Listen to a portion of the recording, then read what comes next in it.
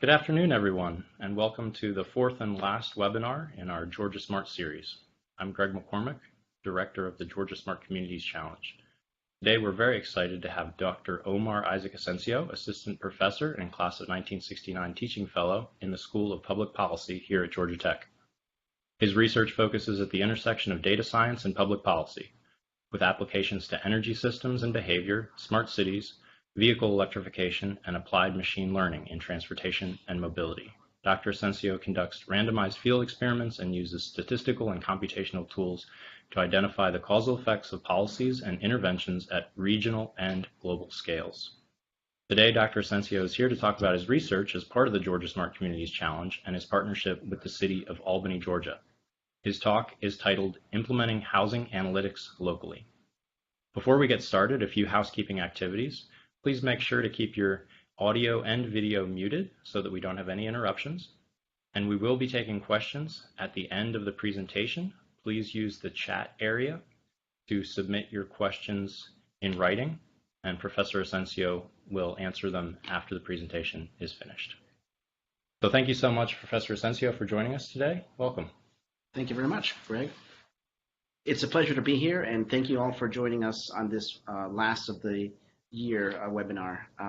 So today I'll talk a little bit about our initiative with Albany, Georgia, and the title of the talk is Implementing Housing Analytics Locally, and I put the word in locally very deliberately, and that is because all data, of course, is local, and what we want to do is talk about ways that we're collaborating on a data initiative where we're trying to piece together the city scale data, administrative data for the city, and making in ways that can be useful for research and also useful for the public to access and get information about what is happening with regard to housing. Next slide.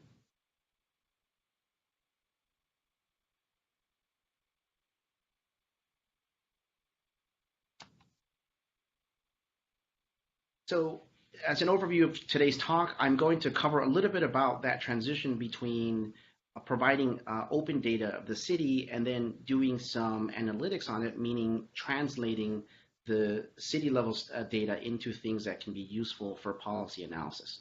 And we'll focus on the current example with Albany, Georgia, which is a community in South Georgia. And then I'll talk a little bit about some considerations and lessons learned along the way in our partnership between Georgia Tech and the City of Albany. So just a little bit about my research. It really has two main threads. The first one is I conduct in my team randomized experiments where we look at the effects of policies and interventions focused in the area of energy efficiency and conservation. And then the second part of my research is focused on prediction problems on big data analytics and smart mobility. And most generally, we've looked at ways of doing policy analysis and program evaluation in ways that can really focus on what we call the counterfactual. And that is, we don't try to study those participants that choose to self-select into, let's say, housing programs, but we also develop algorithms that can provide very good comparisons of participants and non-participants. So that will be a major theme in doing large-scale observational data analysis, particularly with respect to housing. So our main objective for this project when we started this year through the Georgia Smart program was to partner with the City of Albany in a sort of open data sharing in order for us to build a housing data inventory. And the main problem that we have coming into this project is that despite individual city departments having very detailed administrative records about the housing investments and various initiatives that are meant to address issues of neighborhood blight, as in many other cities, the data is really siloed across different departments and different units within the city. So one of the challenges of the project is really to do an effective record linkage that would allow us to look at not just individual performance along various initiatives, but then could we also look at some additional outcomes that might shed light into how effective our housing programs are performing. And we think Albany is a great test case because, of course, as a small and medium-sized municipality, it can very easily generalize to what many other cities are kind of going through in the process of doing this data discovery. So here we list a few of the current partners. Of course, the City of Albany as the lead on the proposal, along with Georgia Tech, and then in collaboration with the Department of Community and Economic Development, Dougherty County, the Albany, Georgia Initiative for Community Housing, and then, of course, a local community group called Fight Albany Blight, whose mission is really to look at issues of blighted properties in the community. We also have a new community partner in Albany Works as part of the project. So just a few words about where Albany, Georgia is, if any of you on the line are not familiar. Of course, the biggest stake to claim is that Albany is the home and birthplace of Ray Charles. So we had a great time at one of our on-site visits in Albany and taking photos and being part of the Ray Charles Memorial, which is there along the Flint River. The population is roughly around 73,000, and population has been relatively flat in recent years. Of course, one of the biggest selling points for studying Albany, of course, is big city amenities with small town feel. And so that's sort of the way that we would describe the community. So why housing? And so I just wanted to give you a sense for a snapshot of where we are on statistics around housing and why this is an important issue. Of course, in the top, we see that the home ownership rate in Albany is quite an interesting mix in that about 36% of the population in Albany are considered homeowners, and about 64% of the population are actually renter populations. So this is about twice the national average. So any sort of housing policy or housing strategy should, for Albany and for cities such as Albany, should definitely include consideration of the mix of homeowners versus renters. The other interesting statistic that we see in Albany is that the vacancy rate for properties in the city is about 15% at the last measure that we have available for statistics. And 50% is quite a high number. It's actually twice the national average for vacancy rates across the country. And of course, a very high percentage of those vacancy rates are due to properties that have been either abandoned or blighted. And so, issues around housing are really core to some of the social dimensions that we want to focus on in Albany, Georgia. Of course, you can see sort of the distribution of the aging capital stock. That's not unique to Albany, but one thing that is unique is that, of course, the majority of the building stock are single-family homes. So we have a very unique mix where issues around housing are really core to some of the issues in the city. So here I'm showing you here, if you just look at the distribution of data in the city, I'm just showing here a simple map from 2000 and 2016 across the various wards in the city. There are about 6 wards in the city, showing the households with income below the poverty level in Albany. And of course, as an affected community, we see that there are some jurisdictions where the poverty rates can exceed 60 to 70%, which is quite a high number. You also see, of course, there are inequities in the distribution of that income distribution, which this is not particular to Albany, but it does show that there is spatial variation. So one of the things that we'd like to do in building a housing inventory is to understand how the public investments that have been made to improve the housing stock relate to the performance that we see in terms of improving outcomes for citizens. So this is sort of the story from the public statistics side. So we have 3 main challenges in this project. The first one is that city data is typically siloed across various departments and various information systems. So as we went through this project, we quickly discovered that some of the important housing data that interface with HUD and other systems were historically, for the last, going back to the 1990s, were often being managed in something that would lie in somebody's private computer. It might be in a spreadsheet, and of course, we even have spreadsheets that have various formats.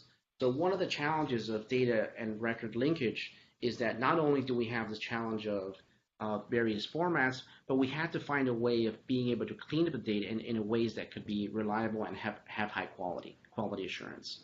So that was one big challenge to start the project. The second one is that many city governments are moving towards transparency in data and open data access. But the making that data available to the public, and of course for say city planning or for city officials on operational data, may have very different requirements of how to present the data. So there needs to be integrated into the project some process for getting some kind of stakeholder engagement process that would then be integrated into the project. So these were the two kind of things that we focus on in this project. And the third one that I argue and that we certainly learn on the research side is that open data alone, making the data available to those who might have an interest in looking at the data for various purposes, open data alone is often insufficient to really paint a picture of how well initiatives are working across the city. And I'll say more about that in just a few slides. So here I'm going to share with you a couple of the outcomes of one of our on-site engagements with Stephen Carter and his team. Stephen Carter, who is the Chief Information Officer for the City of Albany, with dual responsibilities in both the city and the county. So just kind of summarizing where we are on the project, I thought I'd share with you a few of the outcomes from our workshops. So, one of the questions that we asked of all the Georgia Smart participants was, tell us about your data in as few words as possible. What are the basics? And so, as a result, I thought it was kind of a nice summary is to say that our data is eclectic. And that certainly rings true in the sense that, we had various formats. We had many housing programs that were named by project in some of the fields, but then there'd be no associated address or standardized address field with the projects. We also found cases in which the address field was available in a different area, but then maybe no project name. So one of the main challenges was standardization, both in terms of the various housing programs that have been managed by the city, but then also there's a very manual process of doing and finding the address fields, which there's really no way to get around it. We really had to do that as a manual process. And so at the end of it, I think we have been able to do the record linkage by focusing on one of the three elements. So most of the data for the city has either an XY coordinate, which is some kind of spatial data, some kind of address field, which is standardized according to by convention, or a parcel ID, which is really what's used to bring in additional databases together. So at the time, the response was that we anticipated to have to aggregate several hundreds of thousands of data records, and through the process of getting support from the city officials, city managers, and the internal city departments, we slowly started to see that many units wanted to participate in this sort of new data hub, data initiative. And then if we start to look at some of the data sources that are not only administrative data curated by the city, but also automatically collected data sources, such as with smart meters and other sources like this, in actuality, now we estimate that rather than having several hundreds of thousands of records, now we're estimating over 150 million records across 21 city departments.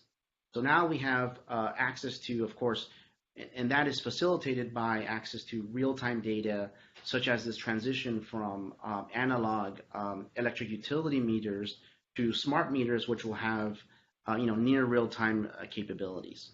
So this creates a unique challenge because we have data at different time scales, but then now the scale of data not only increases by large number of records, but also by large T, meaning large time dimension as well.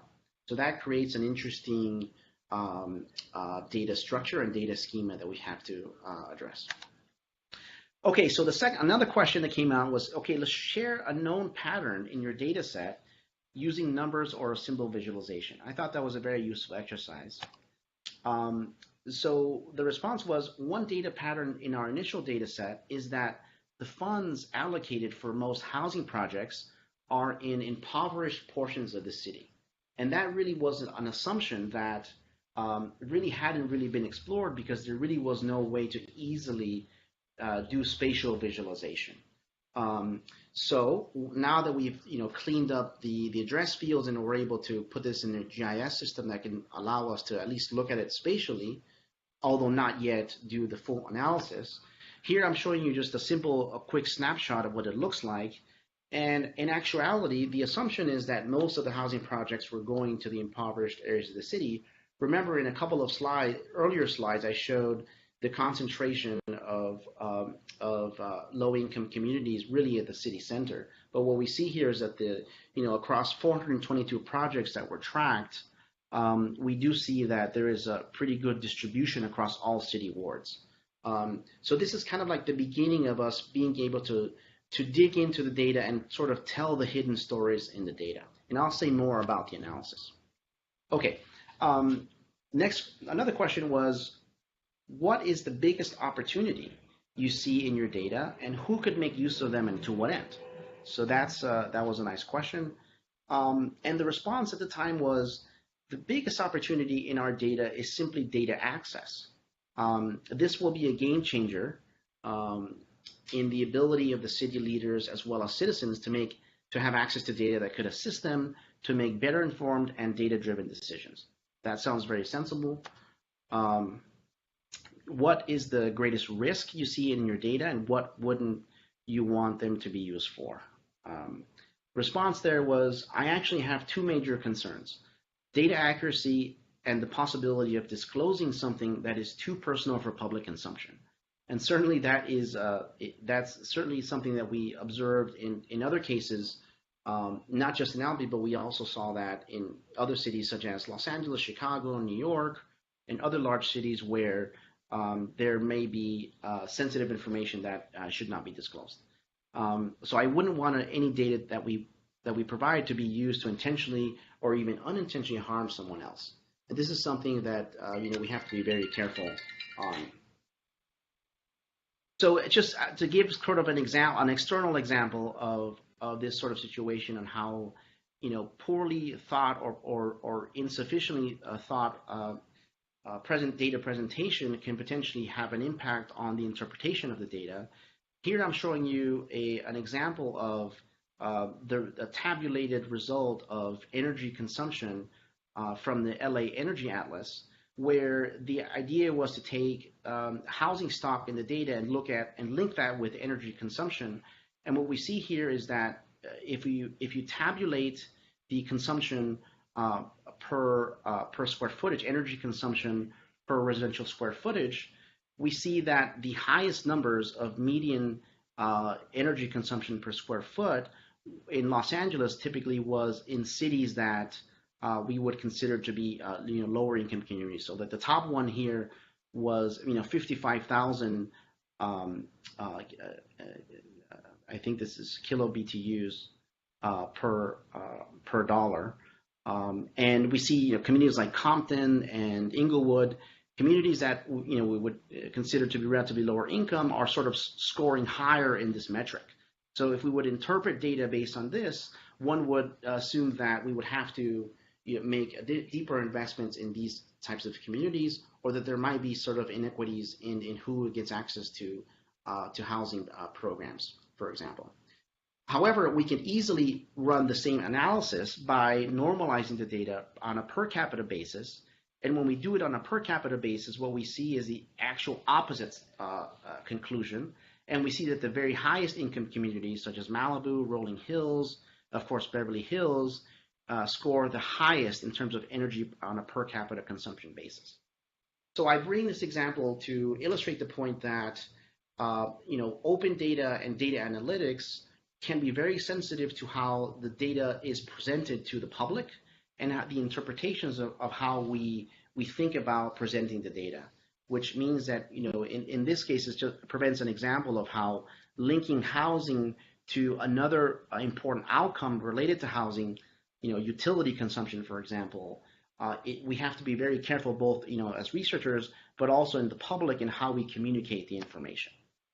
So just to kind of summarize some of the issues moving forward, there's three main things that we wanted to point out based on the learnings to date. One is that housing data inventories really need strong record linkage to be able to evaluate other outcomes that may be not obvious or not easy to analyze, giving us new capabilities for research. And the example that I pointed to earlier is really the linkage between housing investment, making investments in capital infrastructure, capital upgrades, and then the co-benefits such as lower utility bills, for example. The second one is that open data dashboards can possibly be misleading and promote misinformation about performance. And so this is something always to be careful about when we publish city level or open data records. So we argue that on top of the open data, it may be useful to combine that with more rigorous statistical methods in order to uncover hidden patterns that may not be obvious. One example here is that housing starts may simply just co-vary with investment or redevelopment projects, so the true benefits are really unclear, and it's going to depend on what is the reference case or the baseline that's used.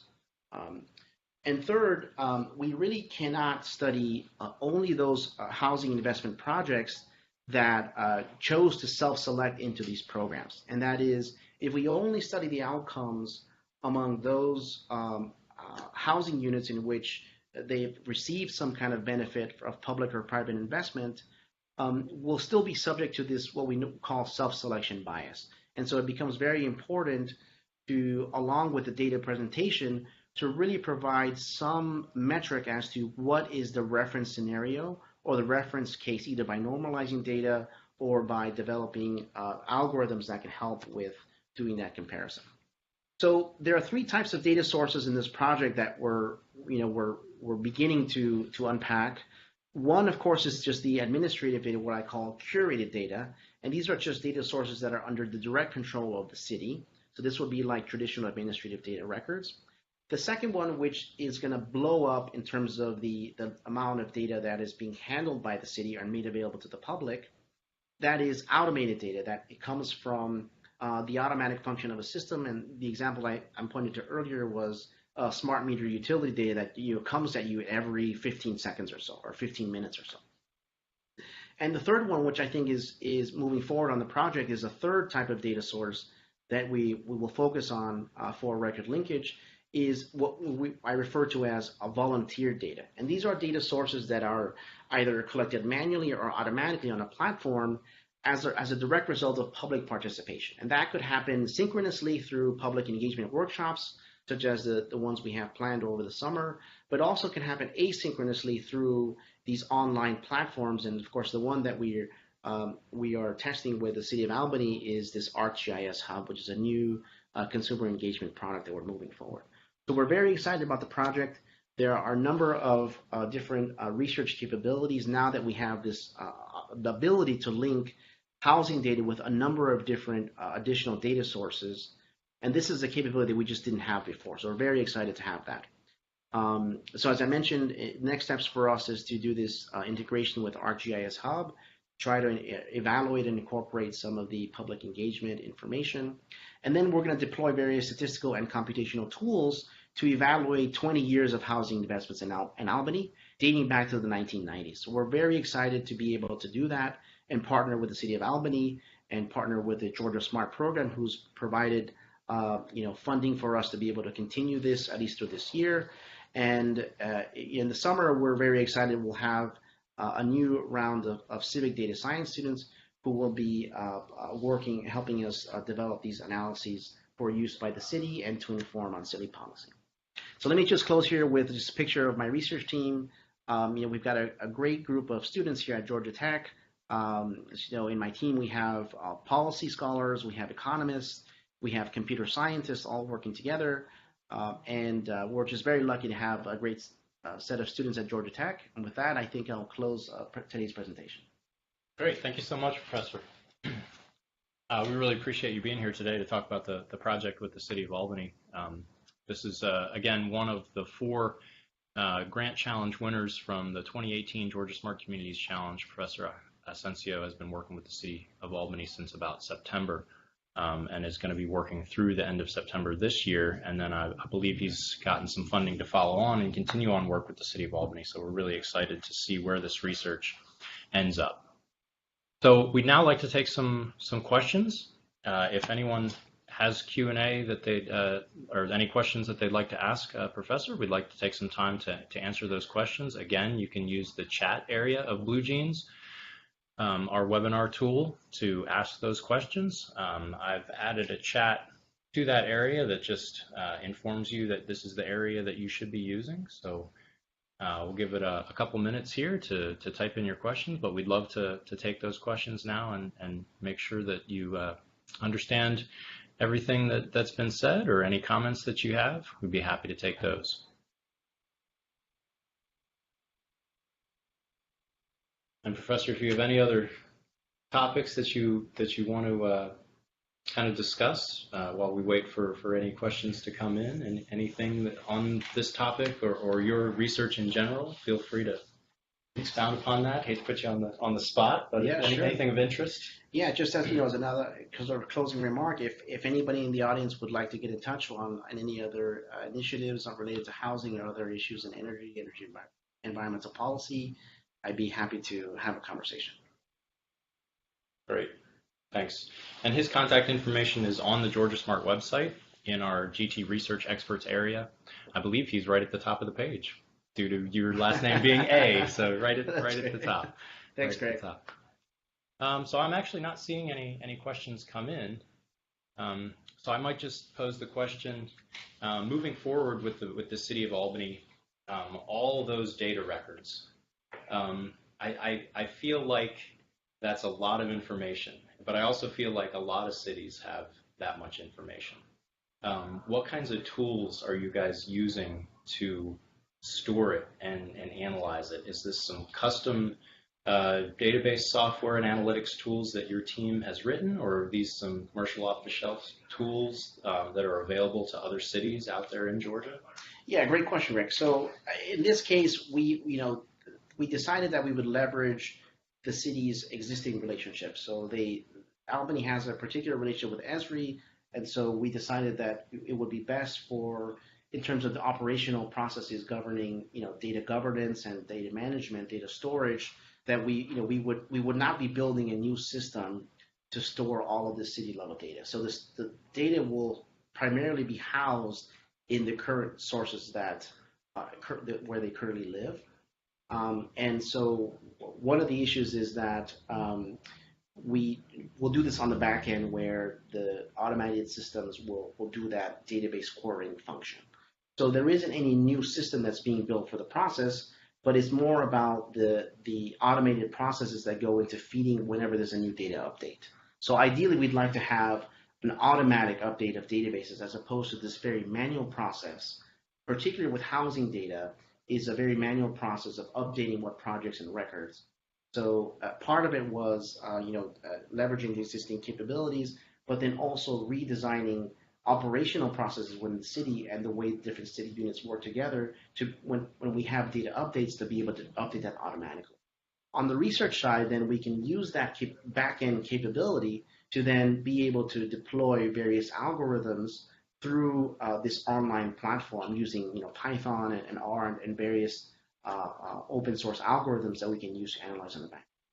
So the complementary asset, if you will, is being able to tap into an existing data structure by which then we can leverage do policy analysis by leveraging that back-end structure so that we can present meaningful, impactful information about how well housing investments have been performing within the city. So it's not just a matter of plotting a time series of housing performance, but then it's about being able to make statistical adjustments for other things and being able to look at other outcomes. So we do that on the back end as a part of the data story and data translation that we help to design that through the public engagement process. Great, thank you. Very interesting. Would you have any recommendations or any thoughts or opinions to any other communities that are out there that feel like they have a whole bunch of data and they don't know what to do with it? I mean, this is a great problem to have, certainly for academic researchers, and so we love to have that problem. The main thing to point out is, of course, and I'm going to say this one more time, and that is, we often get stuck with administrative data where we know these are the participants, and we evaluate outcome measures among those participants. Equally important for those other cities who have massive data, or at least data from maybe adjacent counties or adjacent communities, is to be able to link those broader geographies and spatial dimensions so that there is the possibility to study credible non-participants who may have received a public benefit, but then are very similar in statistical measures. And so only by comparing those apples and apples will we really be able to say, this is the performance of this policy is working, and this is the performance of the policy. We often, due to the lack of time and the lack of, not having a team of data scientists in-house, for example, we often take the shortcut, and that is only evaluate performance among those who have received public benefits. So one major theme moving forward is to encourage a lot of cities who may or may not have the internal resources to analyze it, to make those data available so that other researchers might be able to do this broader linkage, both in terms of the types of data sources, but also along the broader spatial geography that then enables more rigorous analysis about the effectiveness of policy. So statistics are great, but if you're not able to sample enough of the population to make an inference, then it's kind of junk, is what you're saying. You want to make sure you reach out and connect with people that are getting benefits and also people that aren't getting benefits to make sure that you are able to do an apples-to-apples comparison. Yeah. I think that's, to some extent, that's true. Okay. That's true to some extent. What's exciting, though, beyond just doing inference, is that fact that all of these like smart, Internet of Things, connected devices, connected sensors, this high frequency dimension of like smart metering technologies, that's what's going to, even if you have small sample sizes, we're still going to have very high frequency time series to be able to analyze things. So I think moving forward, really the frontier of research is to be able to utilize those data that will come in automatically at a very high time scale and be able to deploy these predictive analytics on it. So ultimately, we do want to be able to do that, both on the inference side to look at the mechanisms of what really drives improvement in reducing the incidence of blighted properties, but then also be able to deploy that massive data in a way that we can do better prediction. What are the areas that need investment before can we predict where the areas are that are going to undergo social change? Very, very interesting. Thank you so much. It looks like we might have gotten a question come in. It says, thank you very much for this very insightful presentation. What else, aside from privacy and maybe security, should cities consider when developing an open data policy? Data governance policy of some kind? So this is a great question. I think the issues of privacy and security is quite a large topic, which I didn't cover at depth here. Of course, there are theoretical advances at Georgia Tech around privacy guarantee sort of algorithms that can help in the event of accidental disclosure. In many cases, cities have data that are subject to open records requests. So even with accidental disclosure, you might still want to have some protections in the case of accidental disclosure of a database, for example, so hacking or some kind of accidental disclosure. On the data governance side, so if it's open data, then there's really nothing we can do about it, right? And anybody's open data request is subject to honor it through the system, through the city, is subject to honor that. But in terms of data that we think is still open records, but we may not want to disclose it for confidentiality reasons or other reasons like that. One example, of course, is in the context of electric utilities, where we may not want to disclose what the individual households electricity consumption is, for example, in a given time unit. And so, what other cities have done, such as LA and San Francisco, and other medium-sized cities, what have done is have these masking type of policies where if you get below a certain spatial unit, let's say it's the block group or even at the parcel level, if you're able to individually identify a given household, then maybe you don't disclose the individual layers for that particular field. And so, in some cases, that's going to require the individual experts who manage those systems to make decisions about what gets disclosed and what does not get disclosed. And then in other cases, it's subject to you disclose anyway, and then there's got to be this public engagement process that says these are the limits by which we can have the data available, and so it's sort of a compromise between too much disclosure and too little disclosure. And regulation is really not the place that this is sort of something that has to happen almost in advance of any regulation with regard to data governance. Now, another additional area that I think is social data is another one that I think is a frontier, and that is in many cases, in California and stuff, there's regulation around, the right to delete any kind of data on a platform, for example. So I think where the interfaces between city governments using platforms developed by private entities, of course, who owns the data and who has rights to the data is kind of an emerging topic. And I think it's the way it's going to shake out over the next few years is going to be very interesting because those who generate and broadcast this digital exhaust are often different from those who curate and control the data. So this inherent paradox between those who generate data and those who control it will continue to be an ongoing sort of public negotiation. Interesting, very interesting. One thing that I heard that sounds very important for communities that are going to be going through an open data process is the public engagement piece. To let the citizens of their communities know what's going to be put out in the open for other people in their community or region to view that might be personal, such as their utility consumption of their personal household or something like that. That's right. Or the local crime in my street or sure, my yeah, house. neighborhood crime, exactly. Right. Yeah. I think in this process, we can never talk to enough people. We always have to, engage and talk to anyone across society and to get different perspectives. And then, of course, as a democracy, we have to be able to make a decision about what is going to happen on the data governance side. So that's going to be an interesting one. Great. Thank you so much, Professor. I think that's all of our questions.